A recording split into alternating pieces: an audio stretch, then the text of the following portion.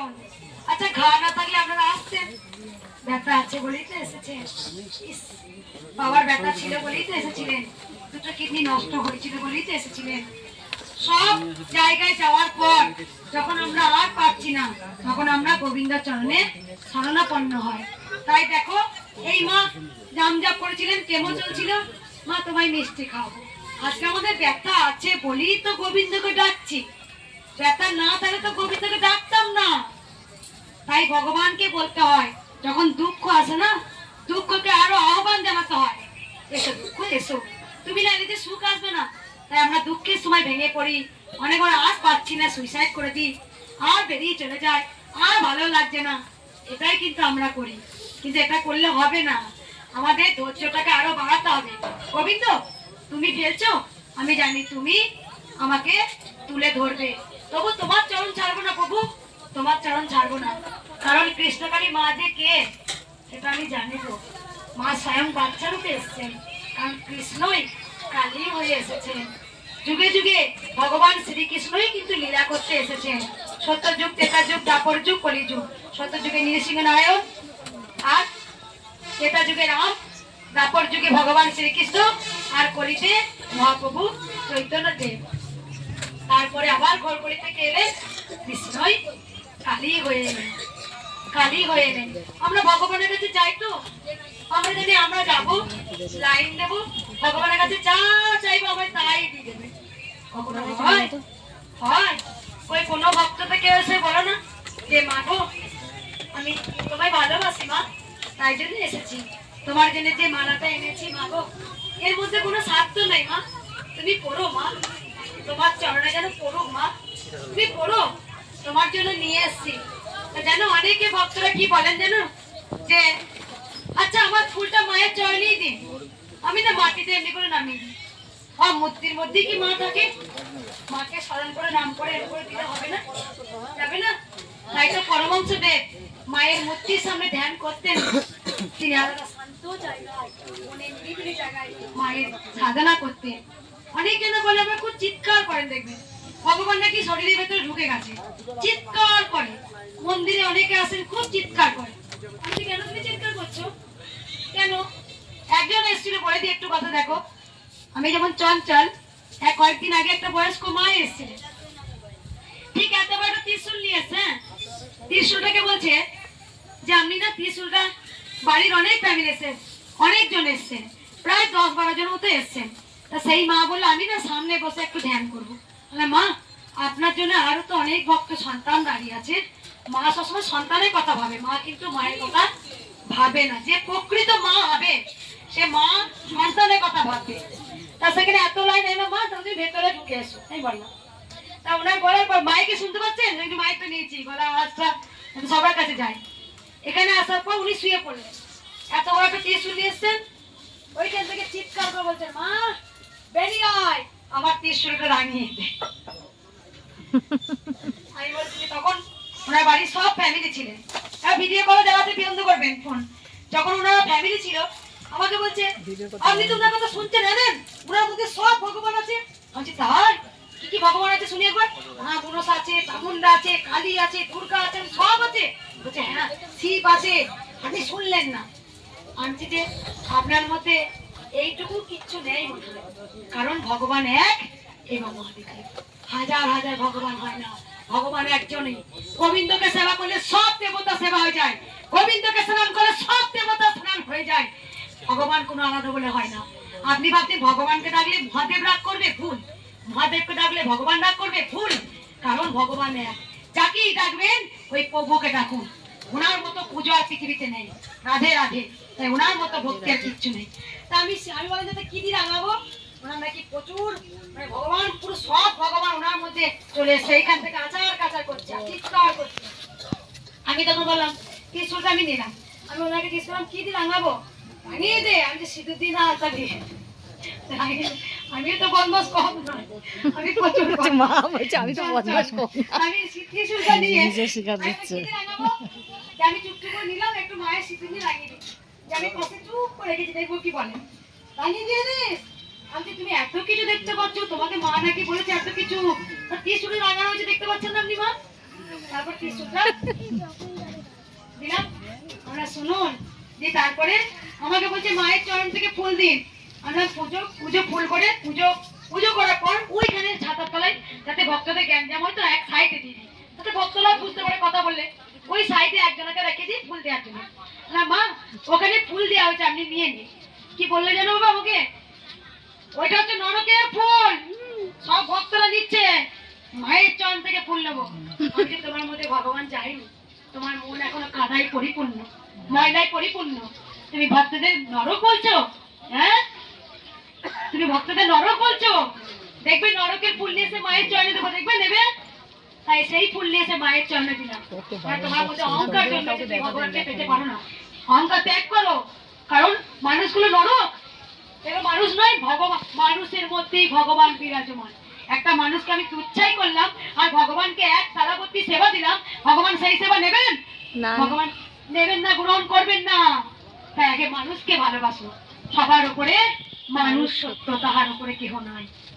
জানো বা এক একজন এসে খুব চিৎকার করে, যত ভগবান ওর মধ্যে। আমি কি করছি, কি করছি, অনেক লোকগুলো ভগবান এসছে, আমি চপ ভগবানকে পাওয়া যায় না বেটা। এক হচ্ছে বাবা বাবা যেন মা মা করে পাগল হয়েছে, চিৎকার করেছেন, তার বনে গিয়ে সাধনা করেছেন পরমাকে পাওয়ার জন্য। পরমা পরমা এটাই হচ্ছে মায়ের সাধনা। আর মন্ত্র অতিগত মন্ত্র পড়ে পাওয়া যায় না। সব মন্ত্রের এক মন্ত্র হচ্ছে মা। ও মা তুমি খেয়েছো মা, তোমার কষ্ট হয়নি তো? তাই সেটাই হচ্ছে মহামন্ত্র। মাকে কেমন করে পাওয়া যায়? ভক্তি দিয়ে। যখন একটা সন্তান তার নিজের থেকে মায়ের জন্য বেশি চিন্তা করে, ওমা তুমি খেয়েছো, ওমা তুমি সেবা করেছো।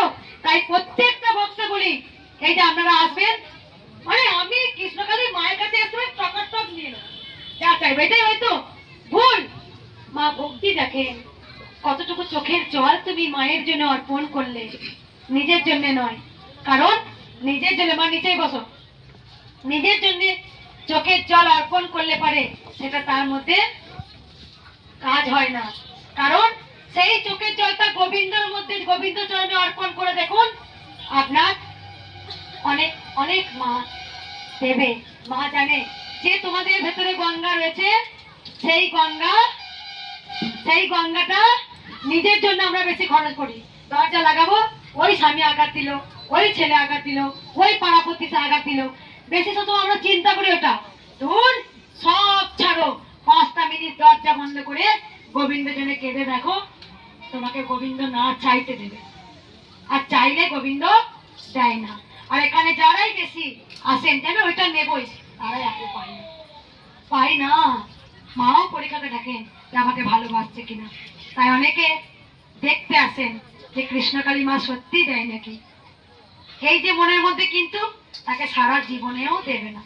আর যার একাগ্র চিত্তে ভালোবাসা আছে, মাগো তুমি দেবে দেবে না দেবে না দেবে, তো আমি তোমায় ভালোবাসি, যে মালাটা নিয়ে এসেছি তোমার জন্য এনেছি মা, তুমি গ্রহণ করো।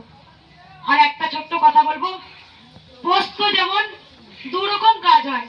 আমাদের পোস্ত খাই তো সবাই, পেটের রোগ হলে পোস্ত খাই, তেমন মোবাইলও 2 রকম কাজ হয়।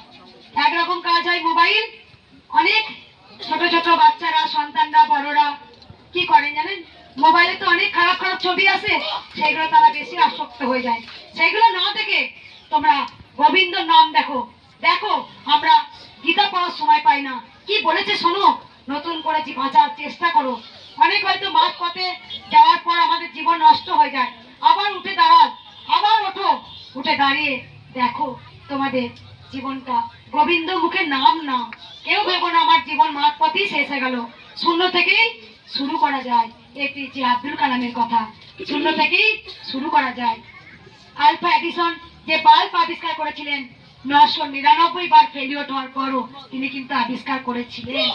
তাই মনের জোর হারালে কোনো কিছু সফল হওয়া যায় না। ভগবানের প্রতি ভালোবাসা রাখুন, শ্রদ্ধা রাখুন, আর তার সঙ্গে মনের জোর রাখুন। দশরথ মানজি কেটেছিল, পাহাড় কেটে রাস্তা তৈরি করেছিল, শুধু ছেনি হাতড়ে দিয়ে পেরেছিলেন তো পাহাড় কেটে রাস্তা।